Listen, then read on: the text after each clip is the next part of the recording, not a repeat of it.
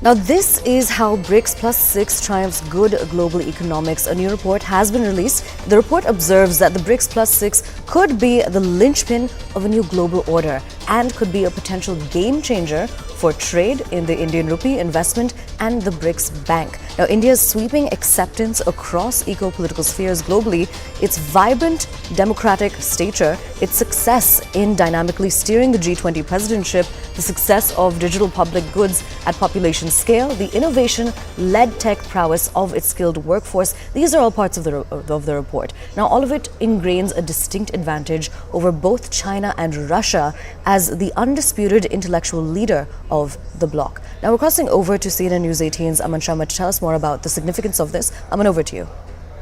The SBI research report is very clear. It speaks about, the BRICS was always a five-nation grouping till 2010. In 2001, we saw Brazil, Russia, India, and China forming the BRICS group, and then we had South Africa being added in 2010. This is for the first time after a decade that 6 more nations have been added to the grouping, and they'll become part of BRICS from January 1st, 2024, as we all know. Now, the SBI research report is speaking about this BRICS+6. How this is the rise of the new global south.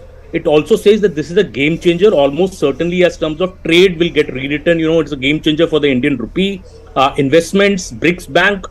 In a way, it says the addition of these 6 countries to which India had consented works in the favor of India.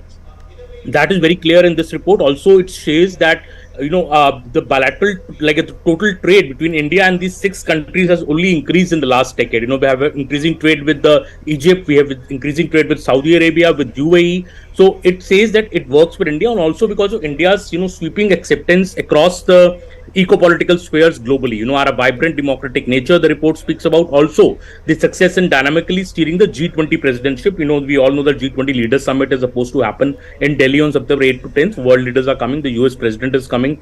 Many other senior leaders are coming. Also, this report cited BRICS+6 ingrains a distinct advantage for India over both China and Russia. And India is now the undisputed intellectual leader of the bloc. It says that China is facing problems. It's facing problem of dwindling exports. It is losing its import sheen. There are cracks in property markets. There is believed to be soaring unemployment rate in China. And Russia is facing another kind of challenge, the military and political challenge given the long war in Ukraine. So in a way, it says that this report says, the SBI research report is clearly saying that India holds a distinct advantage in the new BRICS+6 grouping, and this expansion of the BRICS, which many thought will not work to India's advantage, may work to China's advantage. The SBI research report is now clearly saying that in fact it works to India's advantage in the way the grouping has been done and the way the relations we've had with the countries which have been added to the BRICS grouping this time. Now, talking about the BRICS grouping and the fact that six more nations have been added to this, what exactly was the response of the West when it came to these developments?